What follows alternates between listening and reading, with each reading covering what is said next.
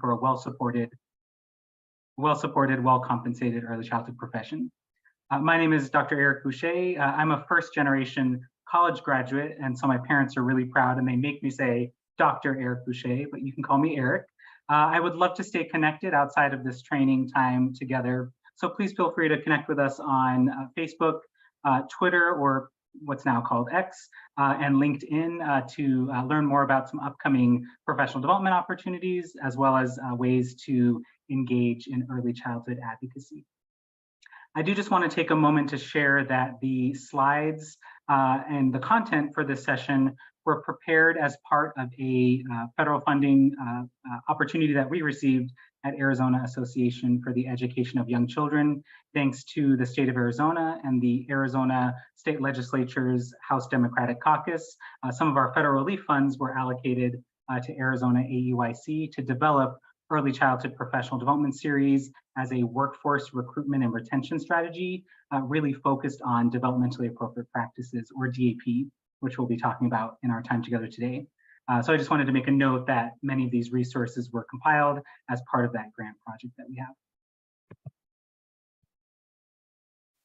So what are we going to do today? What are we going to spend our time engaging with? We will talk about the new Developmentally Appropriate Practices, or DAP, book. It was recently released from the National Association for the Education of Young Children. So we're going to spend some time going through the history of DAP, how it's evolved over the past few decades, and what's new and important to remember about this new 4th edition of the book. We're also going to talk about some recommendations for supporting young learners, families, and educators, and some strategies we can use to ensure the highest quality and most engaging and responsive environments for our youngest learners. Now, I do want to note that many of the resources that we'll be referencing today are free and available to you through our colleagues at the National Association for the Education of Young Children, NAEYC. So I highly encourage you to make a note or bookmark this website, naeyc.org/DAP. It's a great place to access the position statement, both in English and in Spanish, as well as many other resources to support educators and their work providing DAP for young children, as well as resources for parents and their support of young children, both at home and in collaboration with their child care providers. We also thought it was really important to put together a curation of resources as you're thinking about continuing to dig deeper into developmentally appropriate practice. So if you're interested, you can access all of the handouts as well as the slide deck at bit.ly/0415DAP. You can also scan this QR code to access a Google Drive folder, which has several handouts, articles, as well as the slide deck for your professional development. And again, you can access additional resources at naeyc.org/DAP. So I want to talk a little bit about what Arizona AEYC does here in the community. I'm coming to you from beautiful Phoenix, Arizona. I work at Arizona AEYC, which is one of our 2 state affiliates of NAEYC, our national association, which is the oldest, longest serving, and largest early childhood membership association in the nation. And there's also, we also have members across internationally, as well as across the nation. We are a 501c3 nonprofit early childhood membership association. Here in Arizona, we have about 600 early childhood members, infant toddler teachers, preschool educators, child care directors, child care champions, parents, people who all believe deeply in the same mission that we believe in, which is that all young children deserve quality early learning, and that all families deserve to have access to affordable, accessible quality childcare. We work sort of at the intersection of policy, practice, and research. We are very much about the workforce. Our work is really intended to support those who work with young children. So we engage a lot with professional development, advocacy on behalf of the field, working to get public investments in childcare and in professional development for the early childhood workforce. And you can learn more about the work that we do here in our organization at azaeyc.org. We are a membership association, so if you're interested in becoming a part of this bigger movement to ensure that all of us in the early childhood workforce are well supported and well compensated for the essential work that we do. You can become a member if you're interested. Wherever you're at in your journey, there are many different places to come in as a member. We have entry level, which is really all digital content, access to articles and resources you can use if you're in an early childhood degree program or as you're working with young children, great handouts for parents around child development and ways to engage and support children's social emotional wellness, as well as member-only discounts. We have a family level membership that's really geared more towards either parents or people who are outside of our field of early childhood. That's all access to online and digital resources. And then two other options, a standard level, which includes everything in the first two levels, but also some additional periodicals and tangible magazines and other resources, and then a premium level membership as well. So if you want to become part of the larger movement to advocate for a strong, well-supported, well-compensated Arizona early childhood profession, feel free to join us, azyc.org/join. And also, if you're in a different state, do some research because you likely have an AEYC that's either a state or a local affiliate that you can become engaged with and learn more about NAEYC and our work with the early childhood workforce. All right, so as we go through the slides, I just want to make a fun side note that context is an important part of what we're going to be talking about today. And so I set up the context of who I am and what my experience is. I set up the context of my organization and the work that we do. And so as we're going through these next few slides together, I really encourage you to think about your context. Who am I as an early childhood educator? Who am I in my community? Thinking about your family and your relationships and your connections. Where you're situated, and then we're going to be spending some time talking about that context throughout today. But let's get started with this. So in fall of 2022, NAEYC published a new version of DAP, Developmentally Appropriate Practices, and it's based on research and evidence, as well as informed by the experiences of early childhood professionals and educators all across the nation who came together to say, it's time for us to really revise what we're committed to in the work that we do foundationally in supporting young children in early learning settings. So let's spend some time talking about what's new and what those changes look like. So to begin, what I'd like to do is read this new position statement from DAP. If you happen to get the new DAP 4th edition book, this is in the first few pages of the book as you open it up. You can also find this online, available as a downloadable PDF at naeyc.org/DAP. And I'd like to read it aloud to you. And as I'm reading it, make a note of some of the interesting phrases that stand out to you.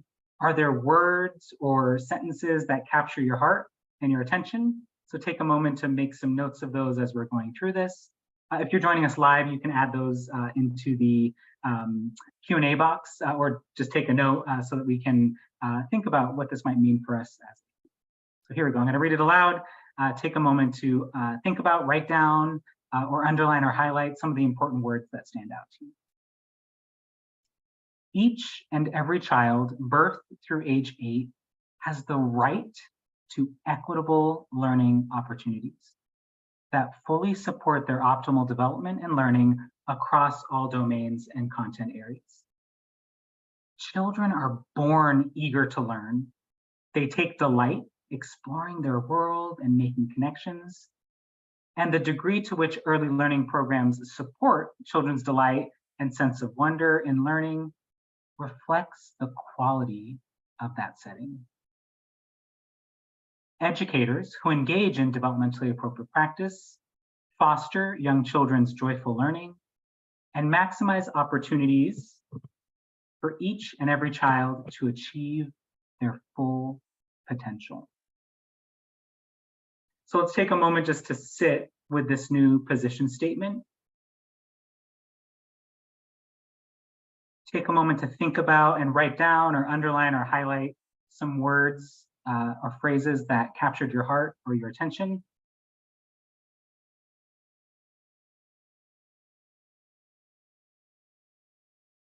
And let's think about this together.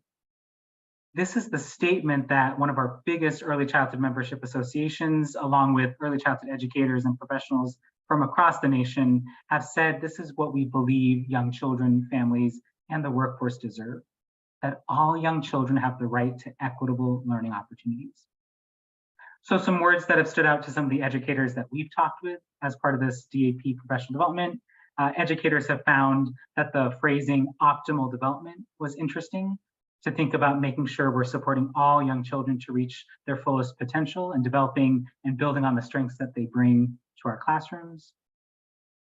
We've had other teachers note that phrase at the very bottom, joyful learning, and how when we put the word joyful in front of learning, I wonder, does that change what we might think about when we think about learning? Is all learning joyful? And what does joyful learning look like? And then we've had teachers think about and reflect on the phrase about the quality of the setting, that the degree to which we as early childhood professionals are supporting children's delight, joy, and wonder reflects the quality of the experience that children and families have. So those might be some things you're thinking about or you're reflecting on as we go throughout our time together. Again, you can find this position statement in its full length at naeyc.org/DAP. And I encourage you to spend some time digging through it. There's some great context setting about why it was important to use these specific words and phrases as this became developed as part of the last revision. There's also some really in-depth recommendations for childcare providers, for policymakers, for early learning professional development providers that could help guide some of the work that you might be thinking about as an early childhood professional.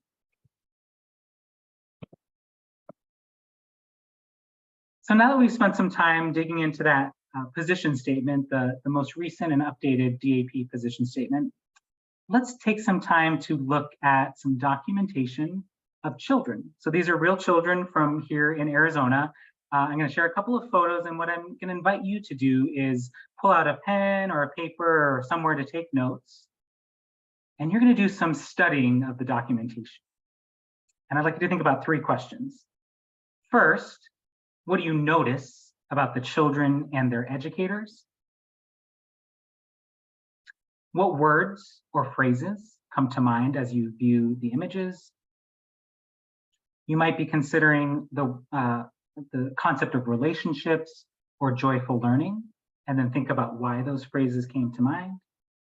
And then thirdly, based on your experience, how might what you're seeing in these photos relate to DAP, developmentally appropriate practice? What about these photos might be reflective of DAP? I'm going to keep you in anticipation for just a moment, and let's take some time to study this documentation, to study these photos together.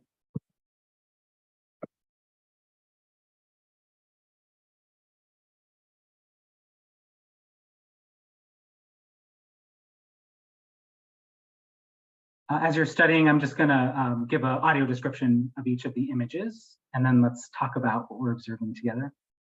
In the top left-hand corner, there is a teacher leaning closely with an infant on her lap. The infant is holding onto a piece of golden fabric, and the teacher and the infant's hands are on the fabric, and it looks like they're crinkling it, and they're sitting on the floor together. In the bottom part of the screen, there is an image of a child holding a puppet in front of a puppet theater. There's another child on the other side of the puppet theater with the curtain open, and that child is smiling and looking and engaging in some way with this child with the puppet. And then on the right side of the screen, there's a child who is in a sensory bin, a sand and water box. She's just discovered an interesting translucent egg-shaped item, and she has a paintbrush and she's dusting off the sand from this interesting object, and her eyes are looking very closely at that object. So we've got these 3 images, again, all real young children and teachers from our community here in Arizona, and take a moment to notice, what do you see about the teacher and the caregiver's relationship in these photos? What words come to mind? And how might this reflect developmentally appropriate practice? So let's take just a couple of minutes to spend some time observing these photos, and then spending some time engaging in writing down or noting your observations. So I'll give you just a few moments here.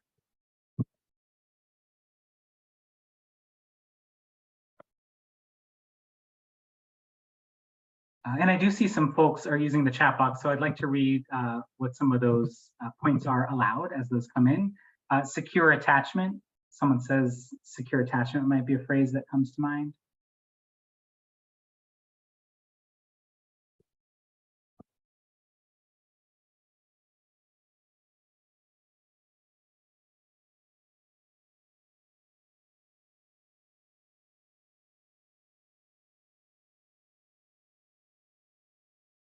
And you might notice I'm giving just a little bit of time for us to spend reflecting and observing together.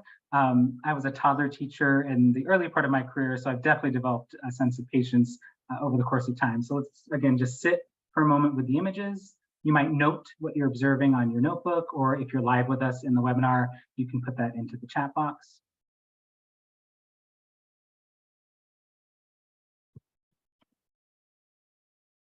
Someone else in the chat box said wonder and delight.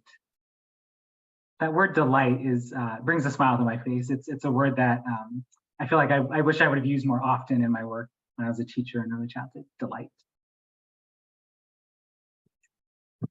Now, continue to reflect and make some notes about what you're observing on the photos. Some things that might come to mind are closeness. There's a sense of closeness between especially between the caregiver and the infant in the first photo. There's a sense of closeness, or there's definitely a relationship that has been built with the children with the puppet. They seem to enjoy spending that time playing together. You might also notice the children's eyes and how in all of the experiences, they're looking really closely at the material that they're using. There's a sense of persistence or attention and focus. You might even notice a sense of wonder, especially with the third picture with the child holding that translucent egg. It looks like she's discovered something or she's figuring something out. There's a sense of wonder in that look. You might also notice that materials were provided. So even in the two photos where there isn't an adult present, the teacher has set up a space where there are puppets available and a puppet theater. Even in the background of that photo, there's a shelf with some bins of materials that are available at children's level. If you look very closely into the back of the second photo, there's a block space, and you might notice that even though it's a little bit blurry, children are building with these giant wooden block pieces. So we know that the teacher set up a space with materials to foster this type of engagement. Now, these are only just a few moments in time from early childhood programs, but I do want to note that in all of these instances, the children had time. They had time to play. They had time to select and choose which materials they wanted to engage with. They had the time to talk with and play with and engage with one another as well as their caregivers. And so those might be some things you're thinking about as you're thinking about how this might relate to developmentally appropriate practice. I do want to note someone else in the chat box said exploration. Awesome. So let's take a trip back in time to think about the history and the evolution of DAP. As we move forward, though, I do want you to keep in mind the reflections that you had about those images. Those are going to come back as we start to think about what are the three core considerations for setting up developmentally appropriate interactions and spaces for young children. And some of the words that you've used to describe children's experiences are representative of DAP. And we'll tie back to that in just a bit.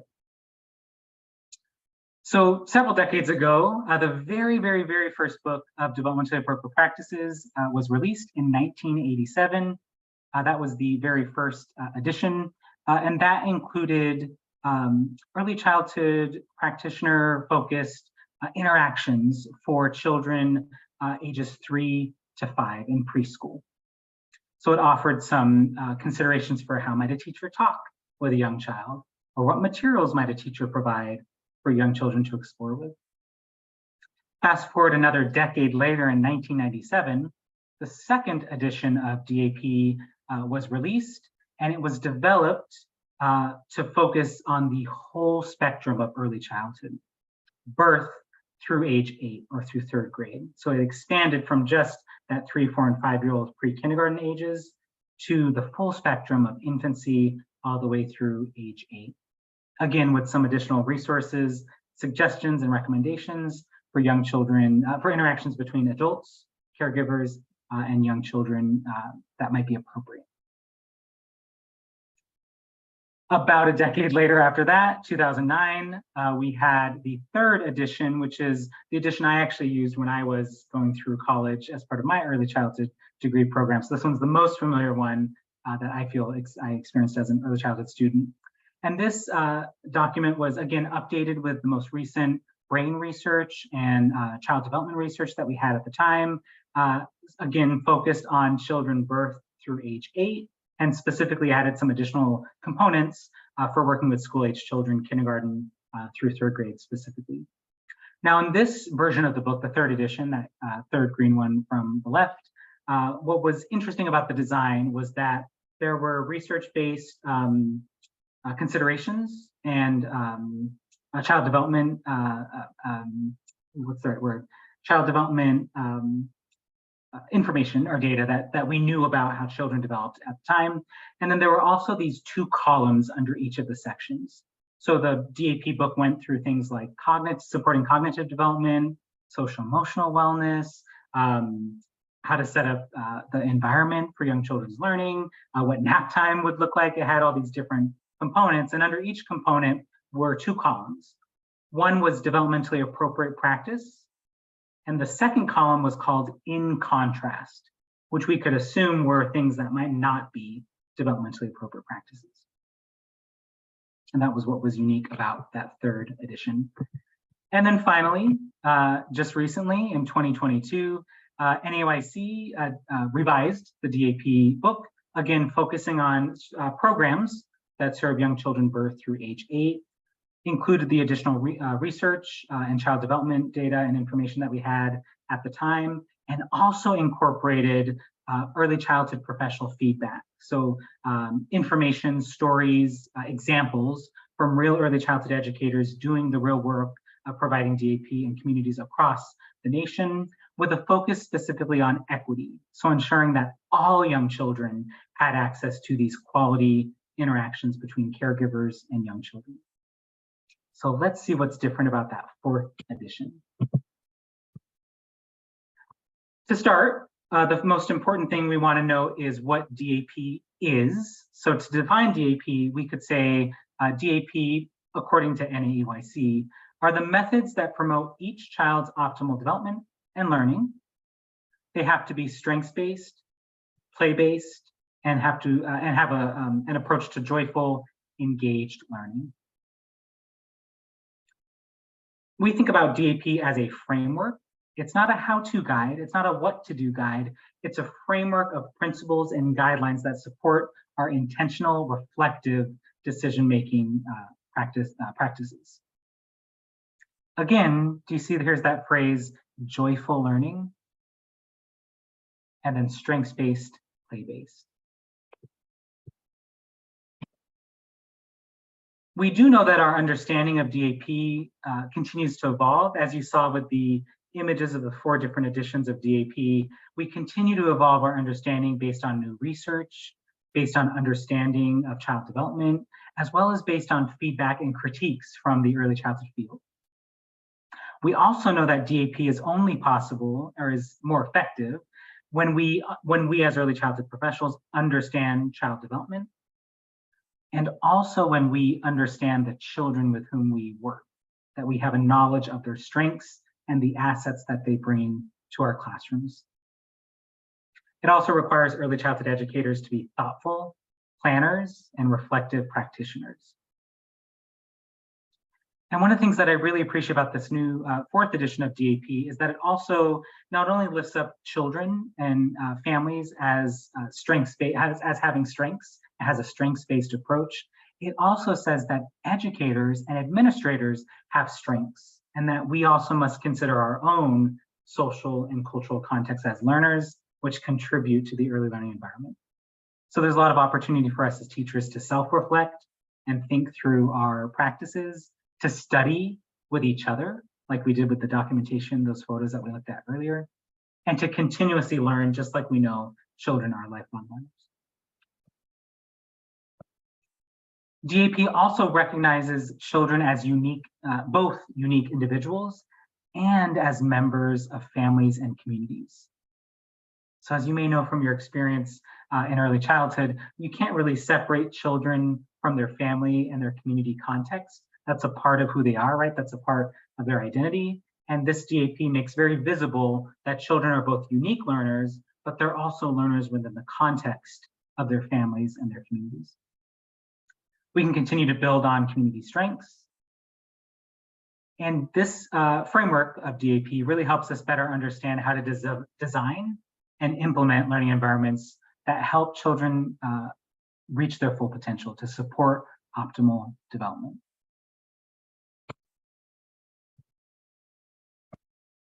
And therefore, to be DAP, to have developmentally appropriate practices, we must design and support culturally, linguistically, and contextually responsive learning environments for each child, and think about the work that we do in supporting children as a learning community, not just as individual learners, but as learners within a community.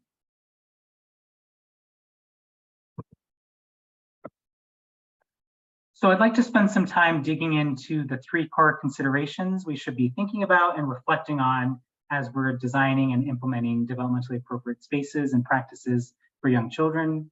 There are 3 to note. Commonality is the first. So let's spend some time talking about what commonality means. Commonality is the consistency among children's development. What current research and our understanding as early childhood professionals tells us about child development, in which we can apply to all or most children in their development.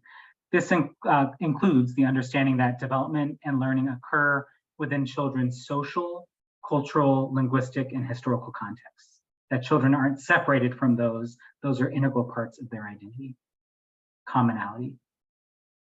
So for example, it may be common that at some point, infants start to hold up their head, right, without adult support. At some point, we know that infants begin to maybe make sounds or move their body in some way to communicate with us, right? Those are some commonalities we see among children from a variety of social, cultural, linguistic, and historical contexts. So let's study some more documentation together. I'd like to share a couple of images with you. And again, with these images, let's just take some time to sit with them, reflect, observe, look closely, and then let's talk about what it might have to do with commonality.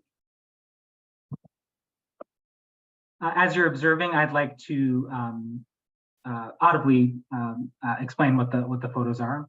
On the left-hand side, there's a mother holding an infant in a wrap. The infant's facing forward, looking at the camera. The mother's looking away, but you can tell that the baby is wrapped closely to the mother.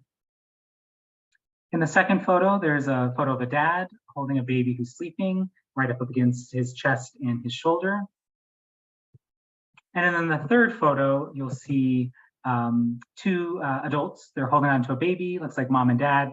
The baby's in a strap holder facing outwards, and the mother is giving the baby a kiss.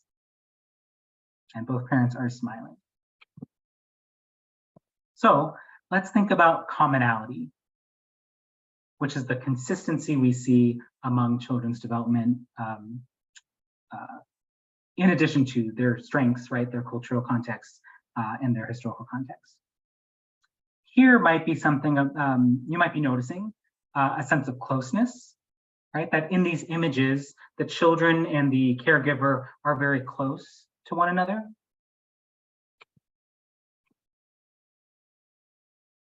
There's a sense of touch and care involved.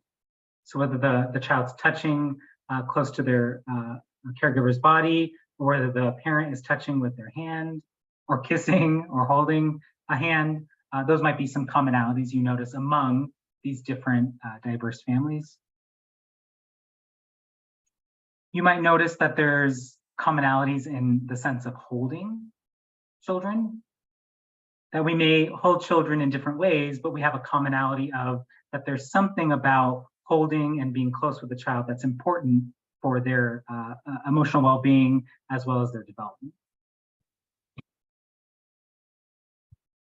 Some people in the chat are noticing touch and care, brain development.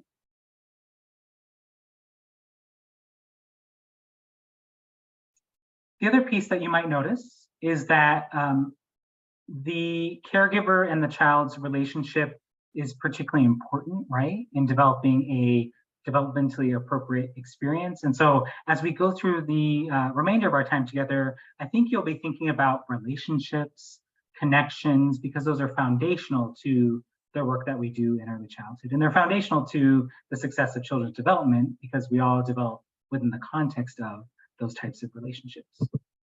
Looks like a few more thoughts. Someone in the chat noticed culture.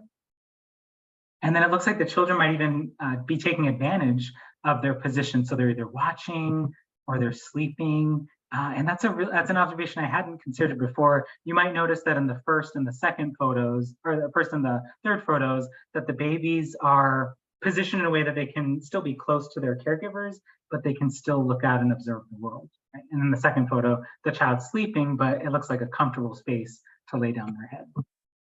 Great observations. Thank you for sharing. So you might be finishing down some notes for commonality in your notebook. There are two other core considerations for us to think about.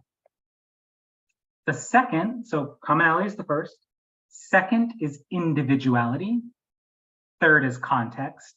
We'll get to that in just a moment. Second is individuality. That is understanding the characteristics and experiences that are unique to each and every child, but within the context of their family and community, which might have implications or do have implications on how to best support their development and learning. Here's an example.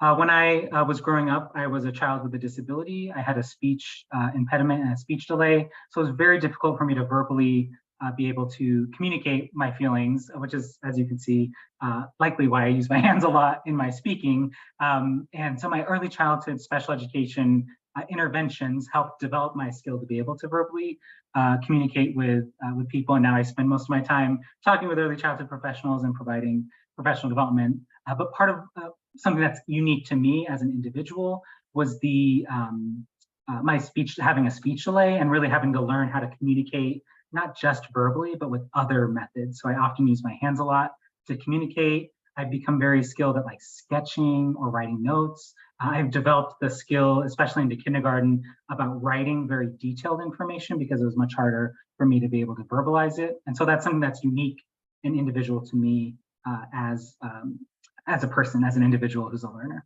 Now that also happened within the context of my family and my community. So my skills were developed because I had access to early childhood special education providers, because I had a family who tried to make sure that they supported my communication both verbally as well as other ways of communication, right? So my development just didn't happen on its own, right? It happened within the context of my experiences and my connections and relationships.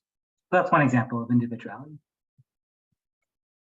So what I would love for us to do next is I have a couple of video clips, one for individuality and one for context. I'd like to share the video clip with you.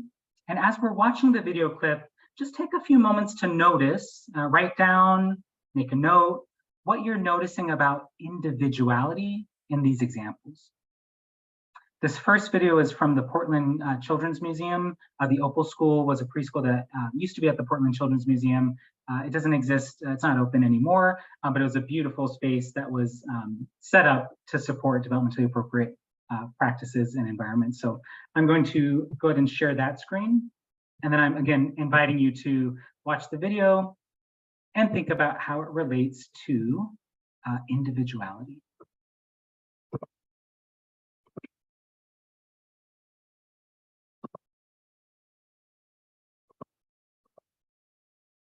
I do want to note as I'm getting the video set up that there are two children in this video. There's one who's wearing a bug coat and there's one who's wearing a like dark blue coat. So you'll definitely want to pay close attention to the child in the blue coat, specifically around this example of individuality, but you'll also notice some individuality points for the child wearing the bug coat. I think we are all ready.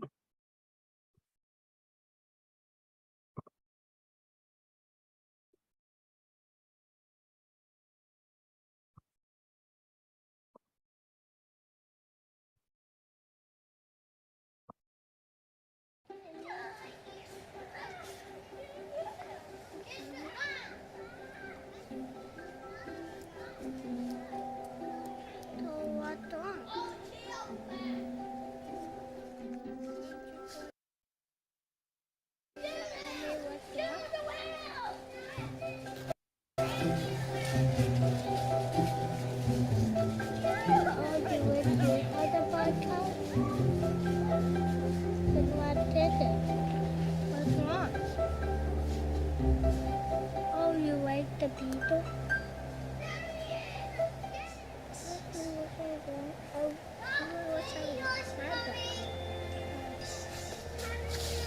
I will. I got a wand holder for you.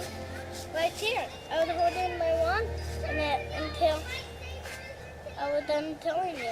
Okay.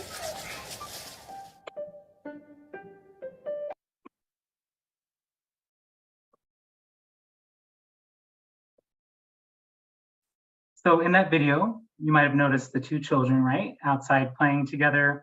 One child wasn't really talking, but kept pointing to the other child's bug coat. You might have noticed that they had a close relationship. So one child, the child with the bug coat, was asking what's wrong. He noticed something was wrong. He noticed his friend might be sad and was trying to help support him.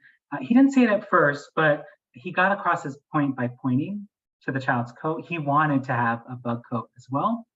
So there is this sense of connection. Even without verbal communication, they were able to still communicate with one another. And then you may have also noticed that the child in the bug coat probably recognized that he couldn't get the other child a bug coat, or he might not be able to take it off and allow his friend to wear it for a bit. So he offered another possibility. He said, oh, I had this thing that I wanted to show you that I had saved for you, right? And it looked like it might have been a stick. And then they went off. The child said, okay, and they went off and played together.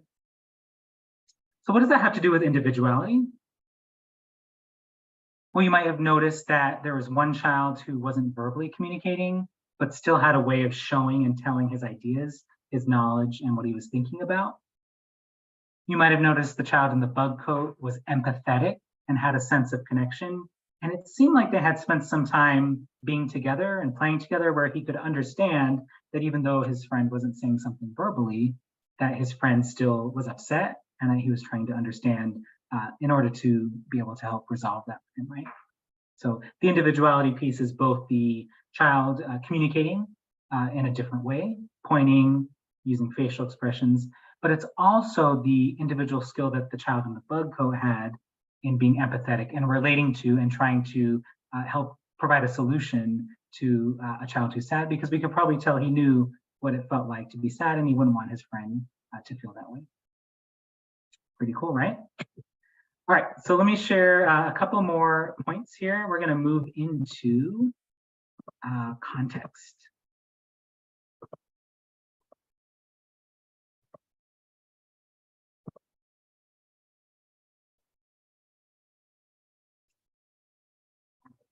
So the core consideration for providing DAP spaces and practices is context. And so if you remember at the very beginning of our time together, I shared a little bit more about who I am and what my experience is. I talked about my organization and what my organization does. That's one part of context. Context is a bit hard to describe, but really, to sum it up, I would say it's everything that situates us. It's everywhere, everything that we're situated within. So it's our people, it's our community, it's our relationships, it's our culture, it's our values, it's everything about where we're situated in terms of our identity. Now, the fancy definition is it's everything that's discernible about the social and cultural contexts for each child, each educator, and the program as a whole. Now, context is one of the probably the deepest parts of the relationship, because it takes time and effort and energy to be able to really build strong relationships deep enough to start to really understand the contexts of the families and the children that we live with. So it's not only tell me a little bit more about how your sleeping practices at night, and when you put your child to bed, and do you read a story before they go to bed? That's one part of context. But context also is deeper than that. It's who are the people that we rely on and trust as part of our relationships? What does our community value, and what do we believe young children deserve, families deserve, communities deserve? What are our connections? Do we have connections and skills in perhaps building or architecture? Maybe there's a parent who works in construction, and that's the skill, that's the context, right, that they bring. Maybe there's families who have had different experiences in education, in schooling, right? So those are all sort of deeper parts of who we are and our identities as it relates to our context. You might have guessed it, we have another video to share. But this video, you might have seen it before, it's gone viral on TikTok, but I'd like to share the video, and as we're watching it, really think about the context between this father and this child, and specifically in the way in which the child reacts to or interacts with the parent's emphasis on certain words or phrases. Right? So you're going to be observing context in this relationship between a father and his infant son.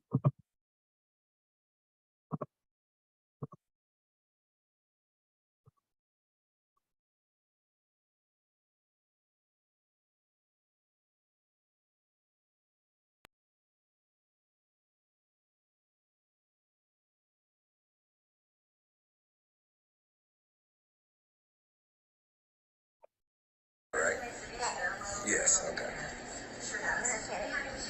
Did you understand it though? No. No. Okay. All right. Huh? Oh, no. Not this one. This is the grand finale of it. Yeah, that's the last one. That's what I was wondering. I don't know what they're gonna do next season because they did some stuff this time. Exactly what I was thinking. Oh yeah. Right, don't bring that in. You know what I'm saying? Don't do the same stuff. You know what I'm saying? Yeah, I was thinking that. Yeah. Yeah. Like go somewhere else with that, but don't bring it here. You know what I'm saying? Yeah.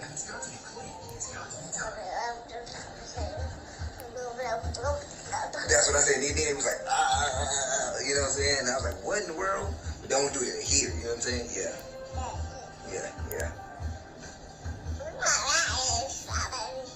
Really? I thought the same thing. We think a lot alike, huh? Come on. That's crazy. Right.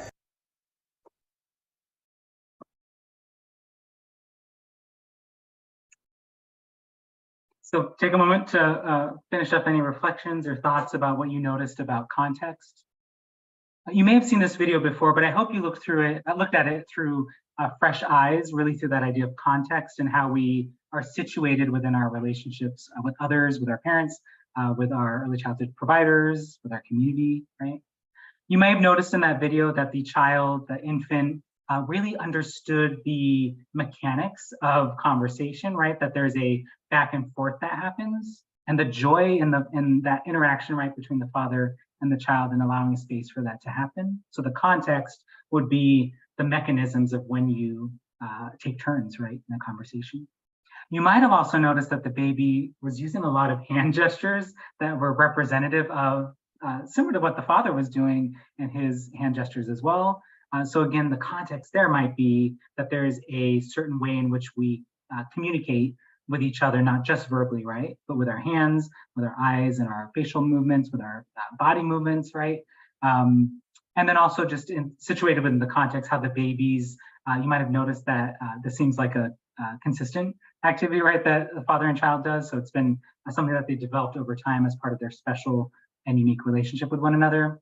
And the child was really emphasizing certain phrases. We couldn't understand what the child was saying, right? They were babbling like we might expect an infant to do, but you could tell by the inflection in the child's voice that there was an understanding, a deep understanding of how you might communicate with someone. And so I would imagine eventually as he grows up and becomes more verbal, that he would have a deep understanding of that back and forth conversation.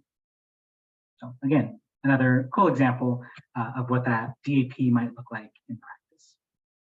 So we've just got a few minutes left, so I would like to take us through a couple of recommendations we might consider as we're trying to provide quality DAP spaces and interactions for young children.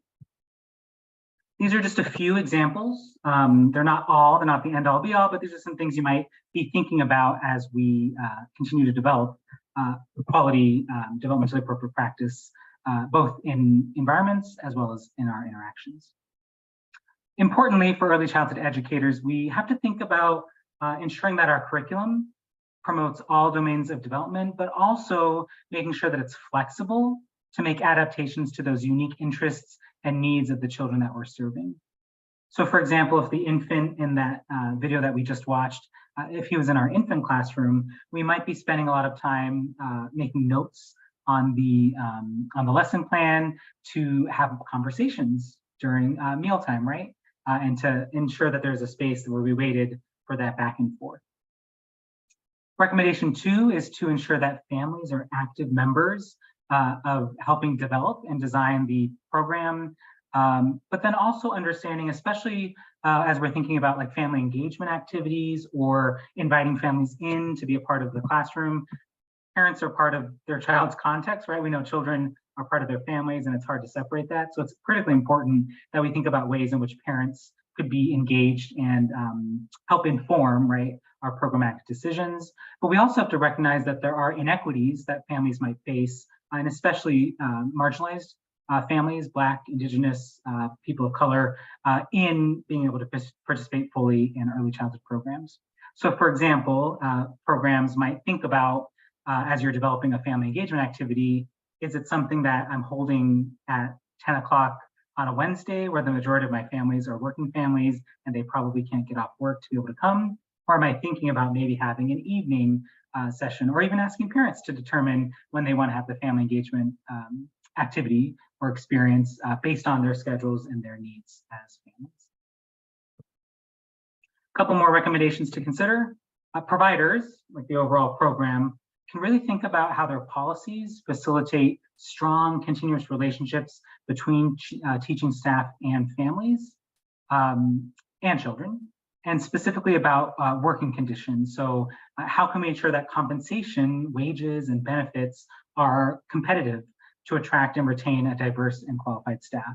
As we've talked about over the course of our time together, you've probably noticed that it's really deep and complex work of understanding child development and then also interacting with children through developmentally appropriate practice. It takes a lot of complex knowledge and experience and skill to do that. And in many cases, it could be required to have educational or ongoing professional development, right? And so it's an essential advocacy opportunity for us to say, well, first and foremost, early childhood educators deserve a worthy wage because they do essential work caring for young children in our community, but also because of the complexity of the work when you compare it to other labor markets. They also deserve competitive compensation because it's such a complex job and you have to have certain skills in order to do it. Programs might also incentivize professional development, such as paying teachers for paid professional development time, having a budget for materials that teachers learn about in training and then want to try to test out in their classroom, and then allowing that to inform our decisions with development appropriate practices and program implementation. And then just to sort of recap, we've talked a lot today about what's new about DAP and what it could actually mean in the context of a classroom. But there's much, much more to learn about DAP. So please take some time to dig into that naeyc.org/DAP website. But to kind of summarize everything that we've talked about, all young children have the capacity to learn, and they have the right to quality environments that support their optimal development. Educators, we need educators who are well prepared to work with young children and their families to develop that potential. DAP is not separate from, it's inextricably linked to culture, linguistics, language, and context. So we have to have practices that are responsive to those areas of children's identity. And one of the most important things I'd like you to take away is that, again, DAP is a framework. It's not a what to do, it's a what to consider as you're doing it. And so the cool thing about DAP is that as communities, as programs, as providers, we design and develop DAP based on our context, based on the children, the families, and the workforce that we have in our community. And DAP can serve as a framework or a guide to do that effectively. So as we wrap up, I highly encourage you to take just a few moments to think about. You can write it down in your notebook, put it in the chat box if you prefer. What's a key concept or maybe a shift in thinking that you want to take away from the session together? Could be a word or phrase that stood out to you. Could be something you hadn't thought about before, but now you're thinking about in terms of DAP. So I'm going to give you just about a minute to take a moment to reflect. What's one key concept or shift in thinking that you're taking away from the session? Again, you can write it down, or if you're live with us in this webinar, you can put it in the chat box.